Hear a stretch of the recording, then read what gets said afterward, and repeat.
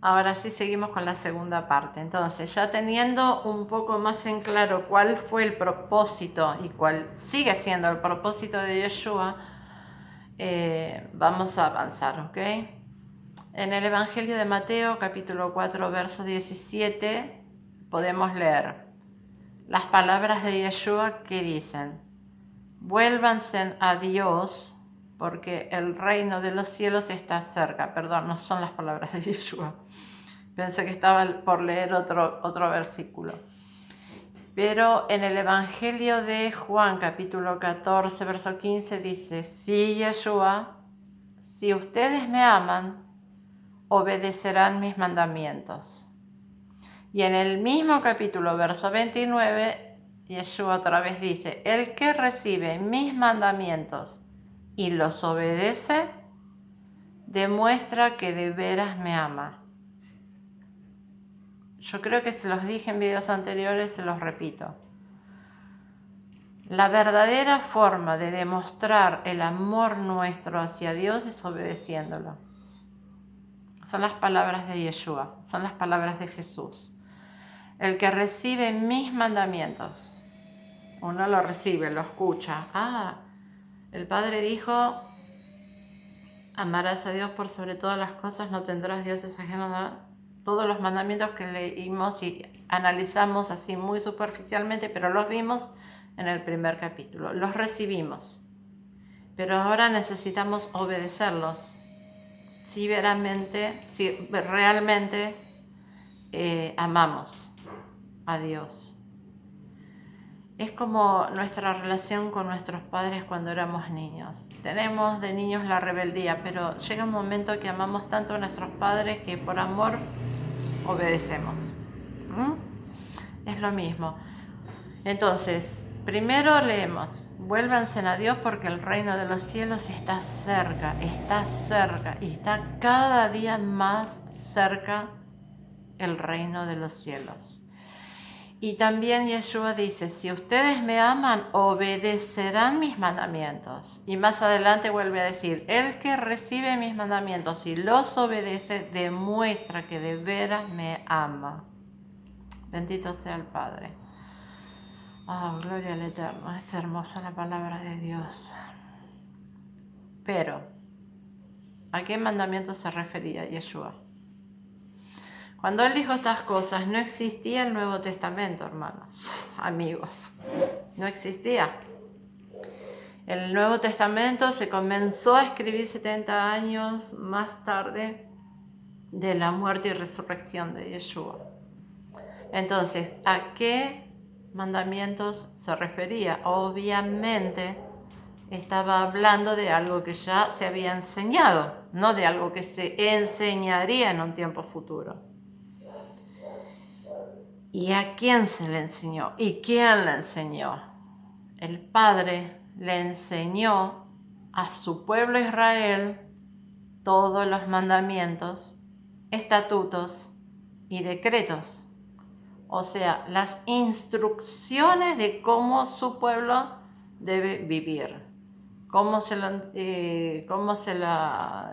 dio estas enseñanzas, estas instrucciones a través de Moisés.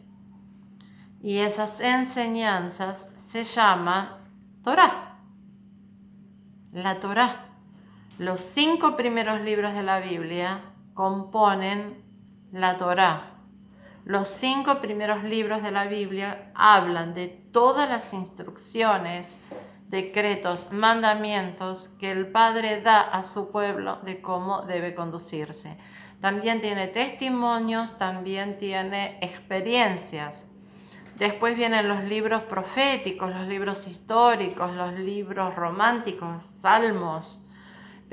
Y mucho después viene el Nuevo Testamento, que es el testimonio de los primeros israelitas rescatados y los primeros gentiles extranjeros que aceptaron al Padre a través de Yeshua, y cómo los discípulos le fueron dando más instrucciones de cómo debían conducirse. Pero déjenme decirles algo: todas esas instrucciones que los discípulos, los apóstoles daban a los primeros israelitas que retornaban al redil, todas tienen la base y el fundamento en la Torá.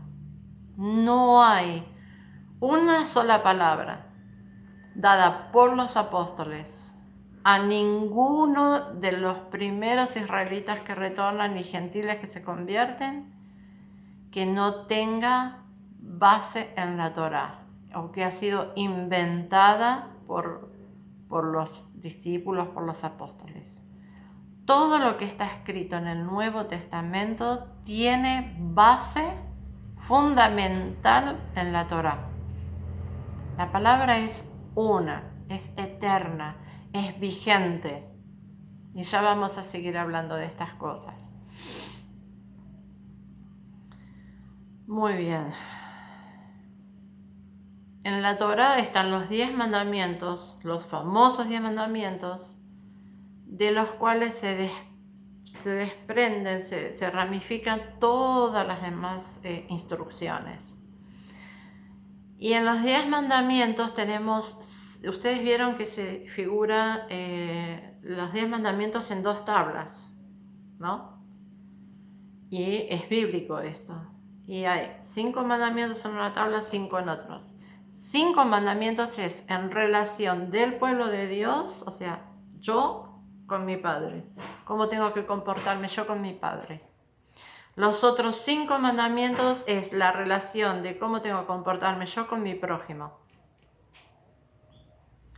Y 5 mandamientos son de qué se debe hacer y 5 mandamientos son de qué no se debe hacer. Entonces, son tan completos los primeros 10 mandamientos que de ellos se ramifica toda la Torá. Todos los demás mandamientos, estatutos, todo. Es maravillosa la palabra de Dios. Muy bien. Sigamos. Una vez que entendí todas estas cosas con toda esta claridad, comprendí, como todos mis hermanos que están en este mismo camino, que la Torá es vigente y es para todo hijo de Dios, hoy día. La Torá no está anulada. Lo que habla en la carta a los Gálatas está sumamente mal interpretada. Y ya vamos a aclarar eso. La Torá no ha sido abolida. Y ya lo vamos a profundizar más este tema. La Torá está vigente hoy día para todo hijo de Dios.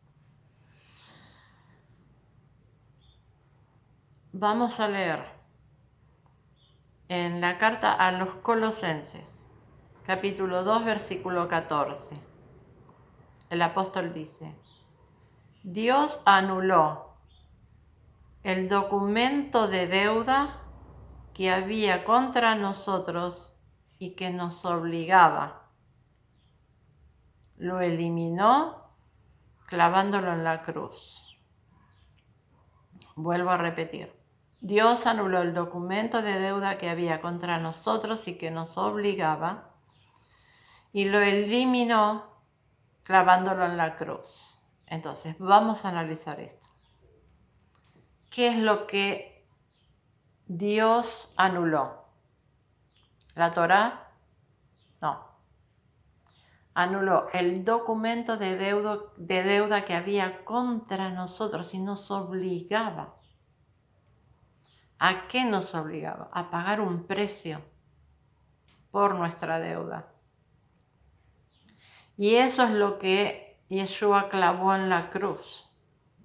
El acta que nos acusaba. Vamos a graficarlo un poquito más. Si usted va por una ruta y comete una infracción que no sabía que estaba esa ley, viene el policía, le hace la multa. Usted pasó el límite de velocidad cuando acá dice que ya está 70, usted iba a 100. Ejemplo. Ese es el acta. un documento que a mí me está acusando de haber cometido una infracción. ¿Y cuál fue la infracción? No respetar lo que decía la ley de vialidad para ese lugar. La ley de vialidad dice que en ese lugar yo podía ir como máximo 70 y yo iba a 100. El acta me acusa a mí y me obliga a ir delante del juez y pagar una deuda. Porque yo por esa acta tengo una penitencia, ahora tengo que pagar una multa. ¿Ok? Entonces tenemos el acta que nos hace el policía, porque yo cometí una infracción de la ley que me decía tal cosa que yo no respeté por inconsciencia, porque no lo conocía o por lo que sea. Y ahora yo tengo que ir delante del juez a pagar esta deuda. Estoy obligada por esta acta que me hizo el policía a pagar esa deuda. Entonces, yo voy al juez. Le digo, señor juez, tengo esta deuda, esta multa que pagué porque cometí esta infracción a la ley. No lo sabía, o sí, fui descuidado, o no me importó la velocidad, yo quería correr, lo que sea. Tengo que pagarla. Y resulta que viene un abogado y dice, no, juez, no se preocupe, yo lo pago. Entonces el juez dice, no, está bien, por esta vez la perdono. Y agarra el acta, la rompe y le dice, está bien, por esta vez no pague multa, pero si la próxima vez comete un error como este u otros, no se salva. Oh, juez, muchas gracias. Uy, tenía que pagar una multa enorme. Wow, qué bien. Genial. Mi pregunta es la siguiente. La ley que decía que en ese lugar no se podía ir a más de 70 kilómetros por hora, ¿fue abolida o sigue vigente? Sigue vigente. Si usted vuelve por esa ruta, va a encontrar el mismo cartel que dice velocidad máxima 70 kilómetros.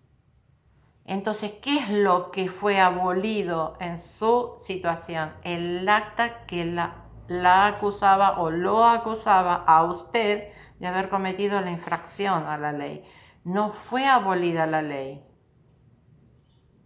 Y esto es lo que el apóstol está explicando y explica en toda la carta hecha a los Gálatas.